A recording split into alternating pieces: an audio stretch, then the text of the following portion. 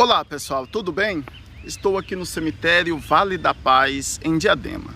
Se vocês acham o caso da família Ristoff pesado, triste, imagine o caso que eu estarei contando hoje. O caso diz respeito a Roberto, conhecido como Robertinho, que ceifou a vida de toda a família. A família Peukert, se a pronúncia estiver errado, me perdoem. A família Peukert morava aqui em São Paulo e o pai do Robertinho era um português. E ele teve que sair do Brasil para receber uma herança que haviam deixado para ele. Quando ele retornou, ele sonhava em comprar um posto de gasolina, abrir algumas lojas, investir esse dinheiro. Uma família de 4 filhos, onde o filho Robertinho, certo dia, ele chegou de uma festa de madrugada e, ao chegar dessa festa, ele ligou na sala o som em um volume alto. A sua mãe, não gostando daquilo, pois toda a família estava dormindo, pegou e repreendeu o seu filho. Pediu para que ele abaixasse o volume daquele som. Eles discutiram e ele acabou cedendo e abaixou o som. A mãe foi se deitar e ele foi para o quarto da mãe e embaixo da cama havia uma arma que o seu pai guardava para proteger a família. Ele pegou essa arma, disparou contra sua mãe, depois contra o seu pai e, em seguida, ceifou a vida também dos seus irmãos. Não estando satisfeito, ele pegou uma arma branca e desferiu vários golpes contra os seus 5 familiares. Ele depois, pessoal, pegou os corpos, desceu a escada da casa, colocou dentro do carro da família e abandonou numa estrada o carro. Depois retornou para casa como se nada tivesse acontecido, comprou pão e foi limpar a casa. Quando ele estava limpando a casa, a polícia chegou, o abordou e questionou ele onde estava a família. A polícia só localizou tão rápido, pois no carro havia uma conta de luz da família e assim localizaram o endereço. Então, a polícia entrou na casa, olhou toda a casa e encontrou no andar superior da casa as roupas do Roberto sujas de sangue, a arma branca que ele utilizou e a arma de fogo. Com isso, ele acabou confessando o que ele havia feito. Quando ele foi levado à delegacia, perguntaram se ele queria levar alguma coisa. A única coisa que ele resolveu levar foi uma sacola com algumas revistas para ele ficar lendo. Ele, pessoal, preso, a polícia questionava ele sobre o que ele havia feito e a única coisa que ele falava era se ele poderia ficar com a herança da família. Ele estava interessado na herança. Por isso, há controvérsias se realmente ele matou a família, pois estava com raiva da mãe, ou se foi pela ganância que envolve nossa sociedade e ele queria essa herança que o pai havia recebido. Então, estarei mostrando o local onde a família está sepultada. Um vídeo triste, mas que é a realidade que nós enfrentamos no nosso país. Vamos para o vídeo. É aqui, pessoal. Esse é o local, né, onde a família está sepultada, né? Tem outros membros da família sepultada aqui também, ó.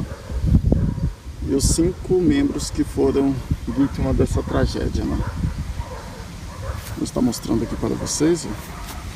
Aqui tem outros membros da família sepultados, né? Vocês podem ver as placas, mas aqui eu vou passar o nome dos que foram vítimas dessa tragédia, né? Tem aqui o Mário Agostinho Valente. Ele nasceu no dia 20/5/1938 e faleceu no dia 6/1/1985. Mesma data que os outros membros da família faleceram, não é? Ele era um português e era engenheiro e faleceu com 46 anos de idade. A sua mulher, a Karen Cláudia Valente, nasceu no dia 14/9/1942 e faleceu na mesma data, né? Dia 6/1/1985. Ela tinha 42 anos de idade e era polonesa. E aqui vocês têm os filhos Paulo Peukert Valente O Paulo, pessoal, ele nasceu no dia 6/7/1967 e ele tinha 18 anos de idade. Embaixo, a Cristina Agostinho Valente, que nasceu no dia 4/10/1968. Ela, que tinha 17 anos de idade. E aqui o filho caçula da família, né? O André Agostinho Valente, que nasceu no dia 30/6/1976. Ele tinha apenas 8 anos de idade. Então ele não poupou nem esse irmão, né, que tinha 8 anos de idade. Mostrando aqui novamente, pessoal, toda a família sepultada, né? E aqui tem outros membros da família também. Aqui abaixo o André, né? Aqui tem a Irene e a Regina, que faleceram em datas diferentes. O Roberto Agostinho Pelkert, pessoal, ele foi condenado a 25 anos de reclusão, né? No ano de 1987. Mas a pena foi substituída por uma internação em um manicômio judiciário, por ele ser considerado semi-imputável, né? Então foi convertida essa prisão dele, né? Desde então ele passou pela antiga casa de detenção de São Paulo, chamada de Carandiru, casa de custódia e tratamento em Taubaté, e o hospital de custódia de Franco da Rocha, né? Por anos tentou a liberdade, alegando ter ultrapassado os 25 anos de condenação, mas os laudos psiquiátricos deixaram dúvidas sobre o perigo que ele poderia representar para a sociedade, né? Então ele foi um preso, né, que cumpriu realmente a pena completa dele, né? Só que o que é uma pena completa para quem comete tal atrocidade?